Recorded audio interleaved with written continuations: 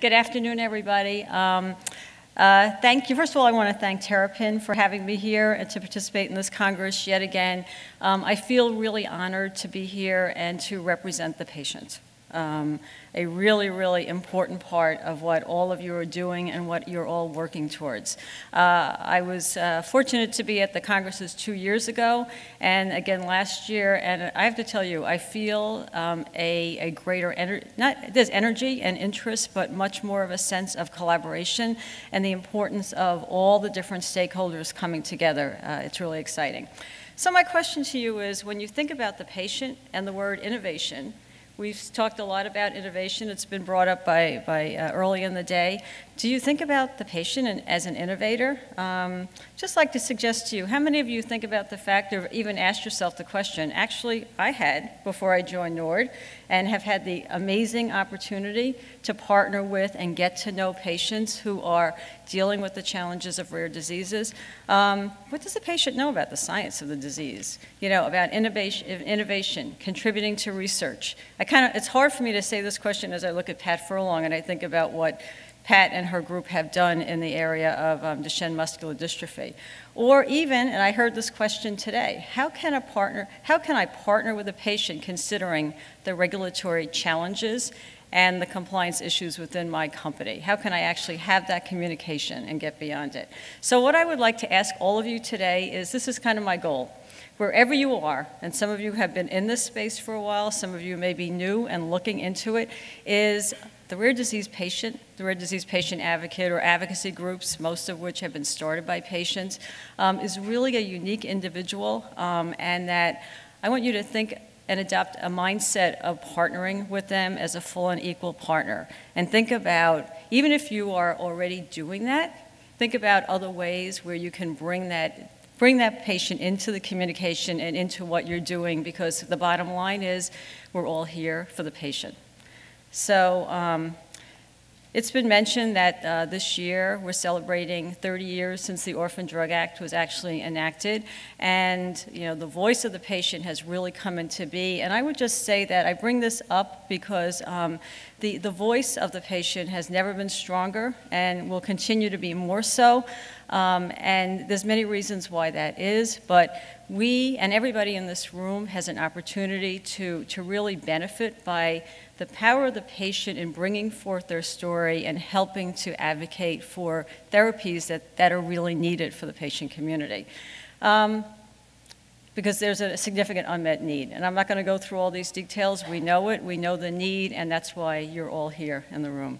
So I kind of step back and I look at, why is there such an opportunity, and what are the factors that give you an opportunity to partner? First of all, the patient, the rare disease community in and of themselves are extremely motivated, and I would actually suggest that they really typify what is described as a user innovator and innovator, because first of all, inquisitive, curious, intelligent, and educated, and I have to tell you, know the disease actually better than most. I've been really overly impressed by what the patients and the community bring to understanding what their disease is about.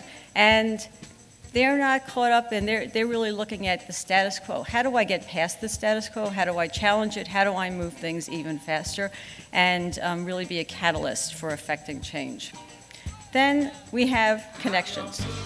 It's been reported that the rare disease patient really utilizes the internet, okay? That we all know about technology, we know about that. But when you start thinking about what the power of those connections can be, and then also there are more and more online communities that are facilitating US and global connections. I was talking earlier about the power of the platform that NORD has had the opportunity to partner with Eurordis on, called Rare Connect. And Rare Connect is an online global community that now includes communities for over 30 or 35 disease states, as well as involvement by over 325 patient organizations. Just think about that, what that means in terms of connection and communicating. And what I've included on this slide is one of many brief examples of how the internet and social media connections enabled connection between patients with the disease, SCAD, spontaneous cutaneous artery disease, and researchers that have now led to clinical trials. So just one little thing, on a day-by-day basis, we hear from patients, advocacy groups, how they're able to connect online, and that fuels further research and collaboration. Then we have the patient as advocates. And I'm not showing you this because my picture is there, but actually the patient community are really, really strong advocates for getting their voice out. And Rare Disease Day as a platform has been extremely effective over the last many years globally and in the US for patients to get their word out. And this is an example of what was done at Rare Disease Day this year, where NORD, working with patient advocacy groups around the US, actually supported them in fueling State House events so that on a State House basis, they could really focus on issues that were relevant to them. And what was very exciting about this is the collaboration between advocacy groups, industry. Dr. Nader from NPS happens to be at this event that was in New Jersey, and also the different bio-state organizations. So we were in New Jersey and Connecticut and Texas. And then I also wanted to add to this what is going on among government agencies. There's been a lot of dialogue about the benefit risk initiative and the willingness of patients to really, rare disease patients, to accept a different level of risk because their goal really is to get treatments. And this comes from actually the draft implementation plan of the benefit risk framework that FDA has just published for public comment, where they have clearly acknowledged that, that the patients have a unique and valuable perspective on benefit risk, and that the review process could benefit from a systematic approach to including the patient perspective. And part of this whole initiative is the patient-focused drug development initiative that is still in the works, and clearly there's a lot more work to be done, but there's an acknowledgement of the value of patient input. So with all this background, I think you can only think that, clearly the patient needs to be part of this conversation. So what I did, and I think I'd ask all of you to look at this, I step back and look at, so wherever you are in your company, in your organization, and what your goals are, how do I work with the patient? Where can I bring in the patient? And when I say that, I mean the patient advocacy group. As was said previously, sometimes there are very sophisticated groups, and sometimes we have the other end of the spectrum where there's a very, very strong advocate, and kind of talking about, oh, how do I form a group, or they're starting kind of on the ground floor. So there is a range, and there are ways of going about that, but so think about that. There are different ways that one could interact with patients, and it really going through the different stages of kind of, early stage development, the clinical development, and then launch and getting a product on the market. So I'll go through each of these areas and talk about the different possibilities. So early stage partnering. All groups have some opportunity to be able to provide knowledge and expertise on their product and really kind of share what the patient journey is. And this can be really valuable information to you as you're moving forward with the development and design of clinical trials. They also, and this is a big benefit, have access to patients. Now, again, some are more well organized and structured, but they really have access not only to patients, but also to clinicians who have, and medical centers that have expertise in their disease state. So I would say to you that most groups have that type of benefit that they can offer you. Some may need some support in actually further developing that, but that is something that groups really focus on. They also, can be seen as a neutral convener of getting researchers, clinicians, government, and even industry together, because their focus it's very much neutral. It's all about getting a therapy to market and coming together and trying to, as effectively as one can do, maybe even break down silos and facilitate collaboration. Some groups fund basic research. Some it's as simple as doing one C grant.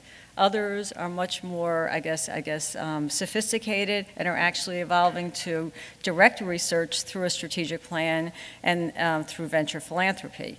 And some are actually so involved early on in actually funding some work that will help to de-risk the process so that they can work with industry to take it further in developing a product.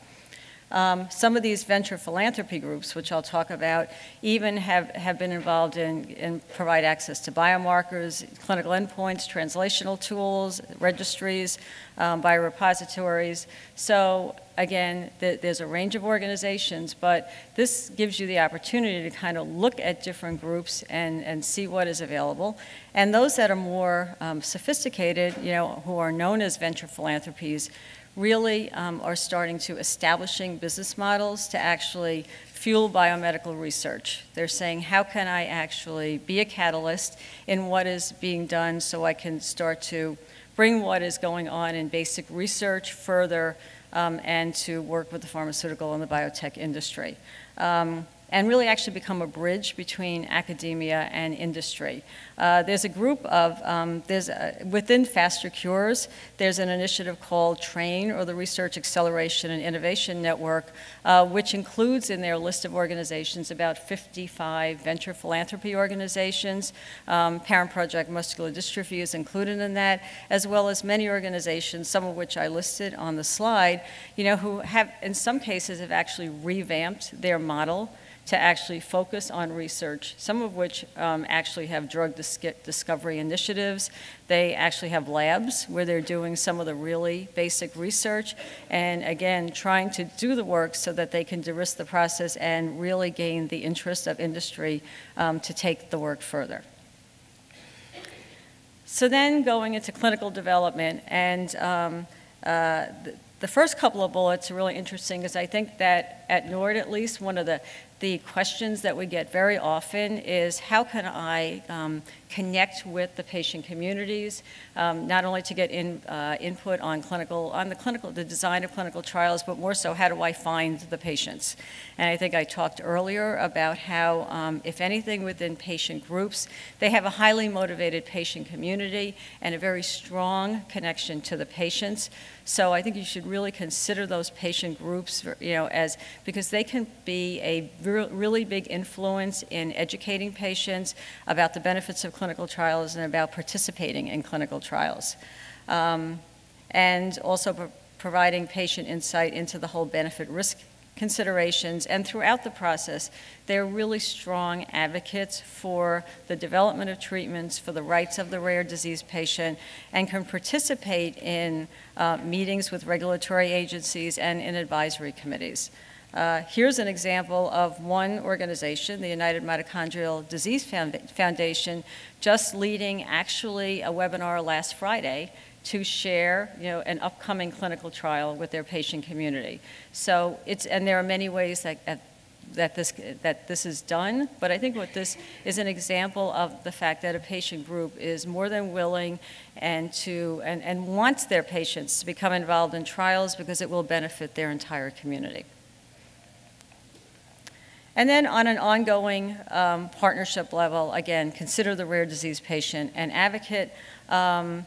They really are a partner also as you are bringing a product, a therapy into market, because they really know the patient, they know the needs, they know the sensitivity of the patient, and what may be needed, even the level of education. So they really can be a partner all along the way.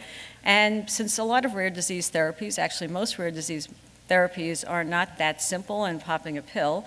There are things like specialty pharmacy, patient assistance that's involved, and they can really be a connector so that you can understand the needs and any challenges, so that programs, assistance are put together in an appropriate way to support the patients. So the reason for collaborating, and we've seen many patient pictures, are clearly the patient. And these are some of the patients that sent in Rare Disease Day awareness logos. So how can you partner with patient advocacy groups?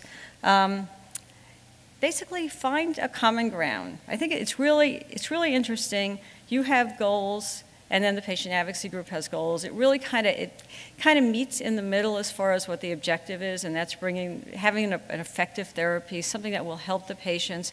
But sometimes, you're coming at it a little bit differently. So the more that you can understand what the group is about, their history, really hearing them, it makes for creating a trustful relationship.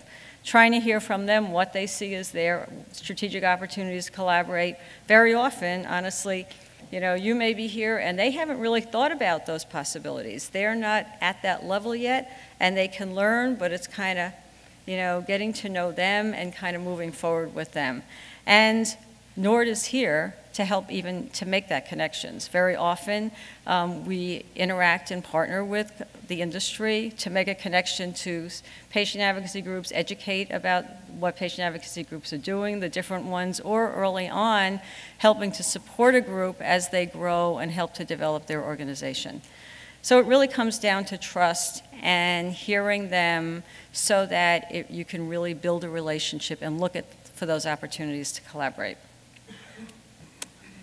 So we're here to help you and keep the momentum going. The tagline, "Alone we are rare and together we are strong," is something that NORD has been using as our message and really was intended to talk about together we are strong as a rare disease patient community.